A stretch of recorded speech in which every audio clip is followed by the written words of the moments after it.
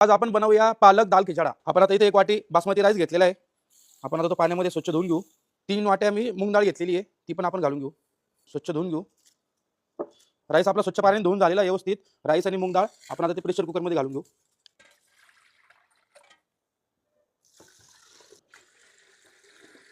ज्या प्रमाणात मी बासमती राईस आणि डाळ घेतलेली तेवढ्याच प्रमाणामध्ये आपल्याला थोडंसं अर्धा लिटर जास्त पाणी घालून घ्यायचं आहे।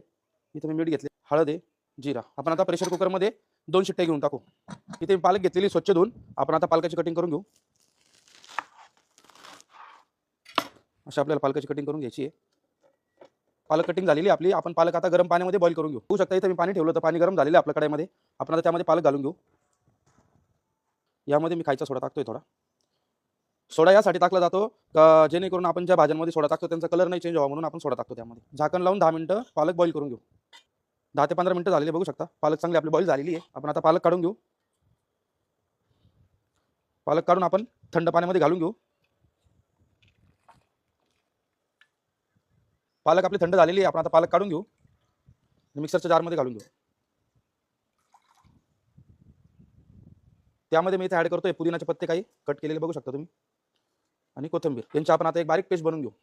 आपण आता कांदा बारीक कट करून घेऊ। कांदा आपला बारीक चॉप करून झालेला आहे। कांदा आपण आता काढून घेऊ। टमाटर बारीक कट करून घेऊ। टमाटर कट करून झाले, टमाटर आपण आता काढून घेऊ। आपण आता हिरवी मिरची बारीक कट करून घेऊ। मिरची कट करून झाली, मिरची काढून घेऊ।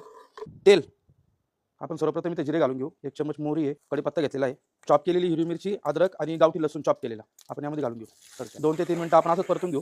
आपण आता तडक्यामध्ये हिंग घालून घेऊ। आता बारीक चॉप केलेला कांदा घालून घेऊ। मीठ 1 चम्मच। कांद्यामध्ये मीठ टाकल्याने कांदा लवकर फ्राय होतो। आपण आता कांदा हलका ब्राऊन करून घ्यायचा आहे। हलका ब्राऊन होतो आपण कांदा असंच परतत राहू। कांदा आपला व्यवस्थित परतून झालेला आहे। आपण आता त्यामध्ये चॉप केलेले टमाटर घालून घेऊ। टमाटे आपण 2 मिनिटं परतून घेऊ। टमाटे आपले व्यवस्थित परतून झालेले बघू शकता तुम्ही, छान सॉफ्ट पण झालेले टमाटर। हळद अर्धा चम्मच, मीठ, धना पावडर 1 चम्मच, अर्धा चम्मच लाल मिरची पावडर 1 चम्मच, किचन किंग मसाला। व्यवस्थित आपण मिक्स करून घेऊ। मसाले आपले छान मिक्स झालेले आहे। आपण आता त्यामध्ये थोडंसं पाणी घालून घेऊ। 2 मिनिटं आपण असंच मसाला परतून घेऊ। मसाला आपला रेडी झालेला आहे। आपण आता त्यामध्ये पालक घेतली होती, पुदिना आणि कोथिंबीर बघू शकता। डाळ आणि राईस आपला छान असा बॉईल पण झालेला आहे। इथे पालक खिचडीचा मसाला आपला व्यवस्थित रेडी झालेला आहे बघू शकता तुम्ही। आता आपण त्याच्यामध्ये बॉईल केलेले खिचडी घालून घेऊ। व्यवस्थित मिक्स करून घेऊ। आपण आता पालक दाल खिचडा 3 ते 4 मिनिटं अशीच वाफेवर शिजून घेऊ। 3 ते 4 मिनिटं झालेले व्यवस्थित वाफण झालेली खिचडीला। पण आता यामध्ये कसुरी मेथी घेतली मी, बारीक क्रश करून कसुरी मेथी घालून घेऊ।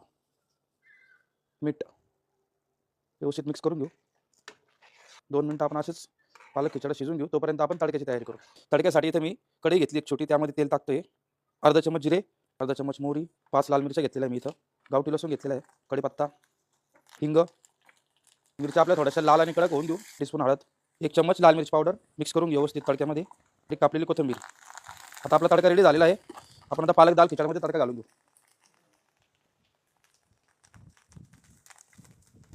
आपला आता पालक दाल खिचडा रेडी झालेला आहे। आपण सर्व करून घेऊ।